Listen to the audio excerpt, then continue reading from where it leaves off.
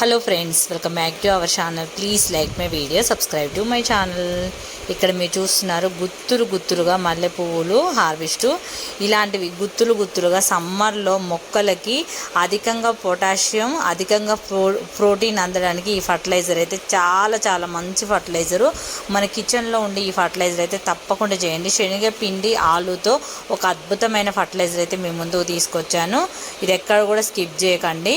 మన ఇంట్లో ఆలు తొక్కలు కానీ ఆలుగడ్డలు కానీ ఉన్నప్పుడు, నా దగ్గర ఆలు కొంచెం ఇదే సమ్మర్ కదా కొంచెం పాడైపోయినట్లు అనిపించింది. ఇట్లా స్మాష్ చేయగానే మొత్తం కూడా స్మాష్ అయింది.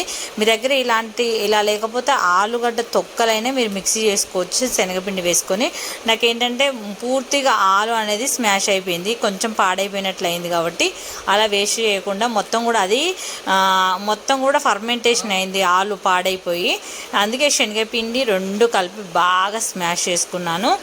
ఒకవేళ మీకు పాడైపోయిన ఉంటే చేసుకోండి, లేకపోతే ఆలుగడ్డ తొక్కలు ఉంటాయి కదా, మనం ఆలుగడ్డలు ఫ్రై చేసినప్పుడు ఫీల్ చేస్తాం కదా, ఆ తొక్కల్లోనే ఒక 5 టేబుల్ స్పూన్ శనగపిండి వేసుకొని గ్రైండ్ చేసేసుకొని అలా కూడా ఇచ్చుకోవచ్చు. ఇందులో అయితే నేను ఇది బాగా స్మాష్ చేసుకున్నాక ఇందులో గంజి అయితే కలుపుతున్నాను. నేనైతే ఇంకా ప్రతిసారి వంట చేసినప్పుడు అయితే గంజి అయితే ఒక బౌల్లోకి తీసుకుంటాను. ఈ గంజి కూడా మంచి ద్రావణంగా మొక్కలకి చాలా పోషకాలు అయితే ఉంటాయి. శనగపిండిలోను మనం అన్నం వార్చిన గంజిలోను చాలా ప్రోటీన్స్ అయితే ఉంటాయి, పోషకాలు అయితే. అవి మొక్కలకు చాలా హెల్ప్ చేస్తాయి. కాబట్టి ఈ గంజితో మొత్తం కూడా ఇదంతా మళ్ళొకసారి ఈ గంజిలో ఇదంతా రెండు కూడా మిక్స్ చేసుకొని వాటర్లో డైల్యూట్ చేసి మొక్కలకైతే ఇస్తున్నాను. నేను కొత్తగా యూనిక్గా కొన్ని మంచిగా ఇలా చేయడం వల్ల మొక్కలకైతే నిజంగా మంచి రిజల్ట్ అయితే ఉన్నది. నేనైతే ఊరెళ్ళొచ్చిన దగ్గర నుంచి నేను ఇస్తున్న పోషకాలను బట్టి మొక్కల్లో కూడా చాలా డిఫరెన్స్ వచ్చినాయి. ఫ్లవరింగ్ కూడా ఎక్కువగా ఉంది. అలాగే దొండకాయలు కూడా అధికంగా వస్తున్నాయి. ఇంకా నేను ఎప్పటికప్పుడు కోస్తున్నా చూపించట్లేదు. ఇలా ఒక బకెట్లో కలిపేసుకొని మళ్ళీ ఇంకా వాటరింగ్ చేసుకుంటూ మళ్ళీ ఇంకా కొన్ని వాటర్ యాడ్ చేస్తూ మొత్తం అయితే ఇస్తున్నాను. మల్లె చెట్టుకు ఆకు సగం తీసి సగం వదిలేసా కదా, ఈరోజు కూడా అది మొత్తంగా తీసేసాను. అంటే కొంచెం టైమింగ్స్ కుదరట్లేవు ఫుల్గా తీయడానికి. ఇక్కడైతే అన్ని రకాల మొక్కలకు ఈ సమ్మర్లో అన్ని రకాల మొక్కలకు చాలా హెల్ప్.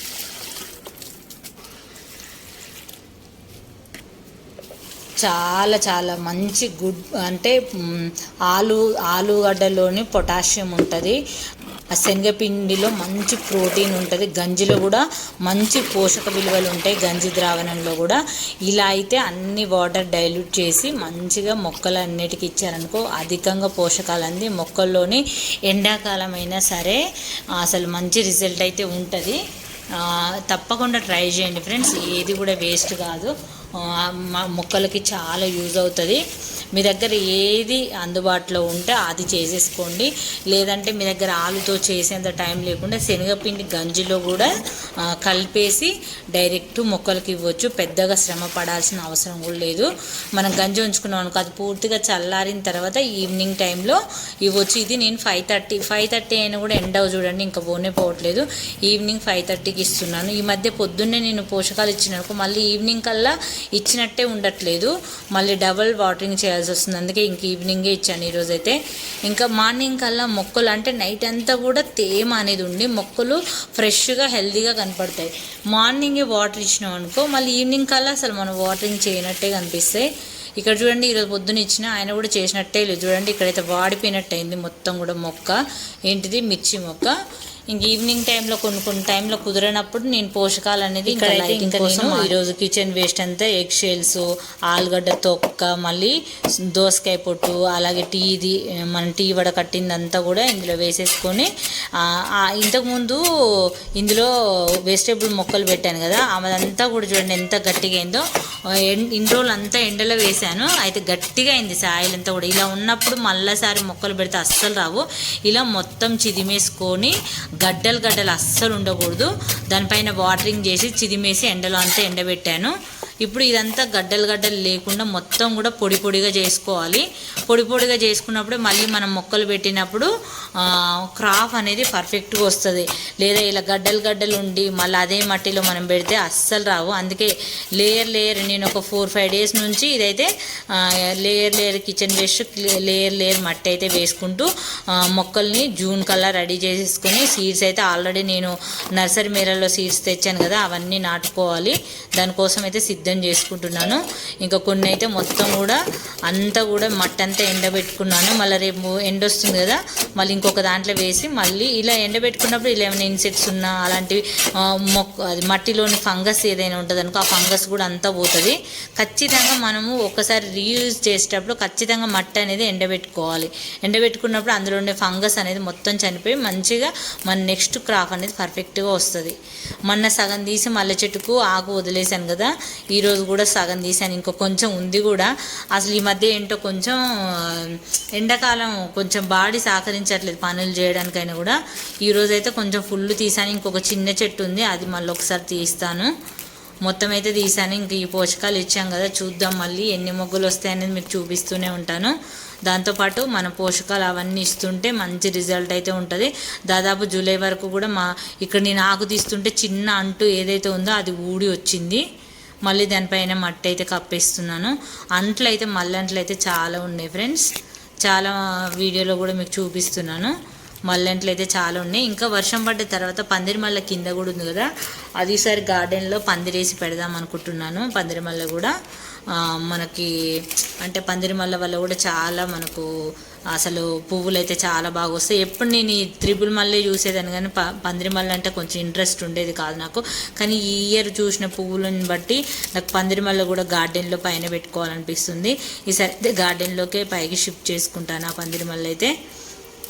చూసారు కదా, ఇంక ఈ ఆకంతా తీసినాక మళ్ళీ నెక్స్ట్ మొగ్గలు ఎలా వచ్చాయని కూడా చూపిస్తాను.